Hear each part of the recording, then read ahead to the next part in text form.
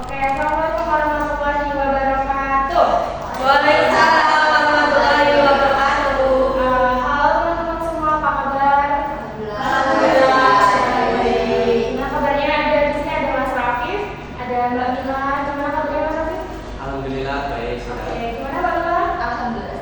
Gimana Mbak Ais? Alhamdulillah. Gimana Mbak Syarifah?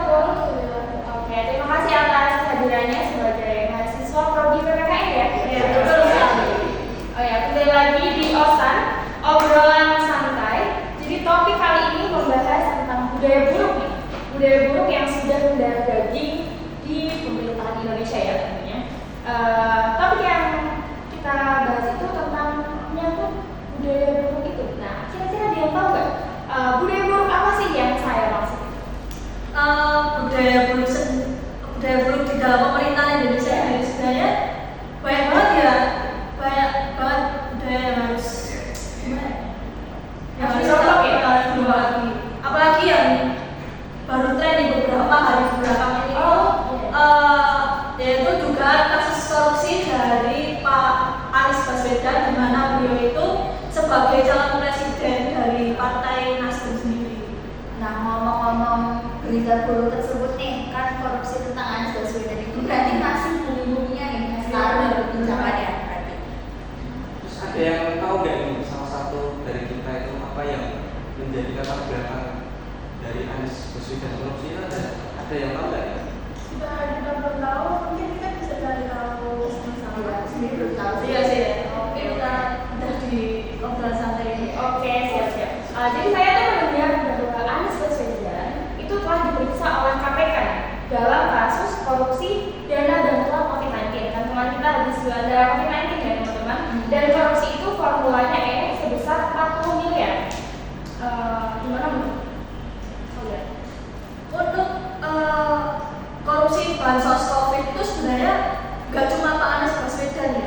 Dari tahun lalu sendiri itu juga ada kasus dugaan korupsi, yaitu Menteri Sosial itu bahkan sampai Menteri kita juga diganti sama Bu Risma kan. Itu juga gara-gara Menteri yang lama, saya lupa namanya tapi itu juga korupsi bansos COVID itu. Lalu ada korupsi Formula E sendiri. Formula E itu yang saya dengar itu Anies Baswedan berdugaan bahwa korupsi sebesar 40 miliar untuk kendaraan listrik kayak mobil listrik, motor listrik kayak gitu. Kalau aku sendiri ya belum sempat mengikuti kasus Anies Baswedan tersebut. Jadi menurutku mungkin ada faktor tersendiri kalau misalnya KPK itu memeriksa Anies. Pasti ada faktor terkuat si KPK tersebut memeriksa Anies. Ya kalau menurut pendapat saya ya semoga kasus ini tidak menjadi fitnah politik karena kan Pak Anies menjadi calon presiden. Iya.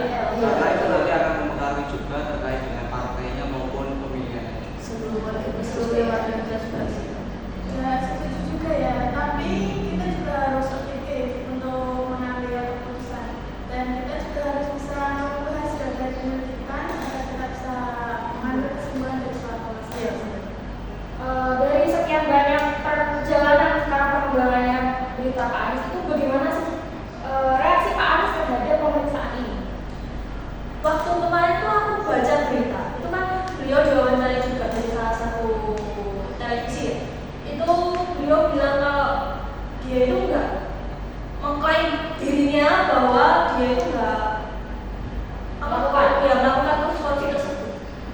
Tapi kembali lagi ke pihak yang berwajib sih yang KPK tersebut buat masalahnya masih ada proses hukum yang berlaku dan kita serahkan aja ke kinerja pemerintah yang memeriksa Anies tentang korupsi tersebut. Tapi kita juga harus mengkritiki kinerja tersebut ya. Apa jangan sampai malah salah paham ternyata Anies tidak melakukan hal tersebut atau ada faktor lain.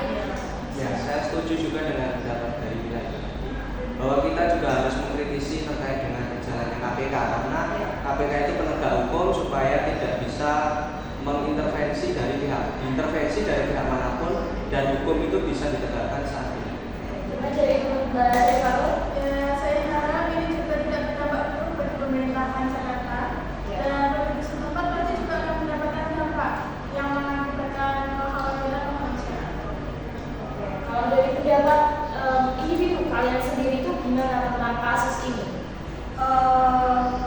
Sesuai sama Mas Raffi tadi ya, Iya. kan hukum harus tegakkan secara adil. Padahal di Indonesia sendiri itu hukum itu benar-benar masih memang apalagi kasus korupsi itu tuh benar-benar masih harus ditegakkan lagi. Apalagi ya sesuai Mbak Mira tadi, KPK itu harus menyelidiki, benar-benar menyelidiki biar itu tidak menjadi praduga belaka atau menjadi fitnah belaka, karena ini juga menyangkut dari Pak Anies Baswedan sendiri itu juga sebagai capres. Tadi takutnya kalau ini fitnah malah timbal buruknya ke masyarakat dan juga partainya sendiri. Mengenai prinsip praduga tersebut memang harus ditegakkan di Indonesia sih, soalnya masih banyak kasus-kasus lain kayak korupsi atau pembunuhannya juga kasus prinsip tersebut kurang ditegakkan begitu.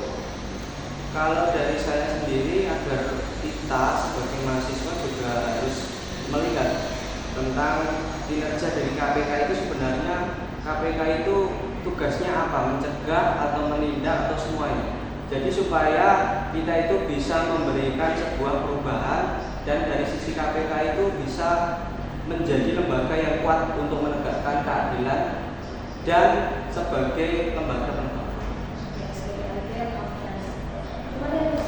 Saya setuju juga dengan pendapat yang lain. Yang terpenting adalah keadilan tetap ditegakkan di negara ini.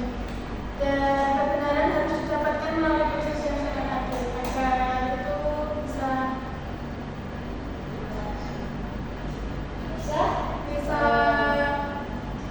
bisa berjalan sesuai dengan yang diharapkan oleh Jadi biar nggak ada fitnah. Jadi secara garis besar kita sepakat ya kalau misalkan kita harus sebagai mahasiswa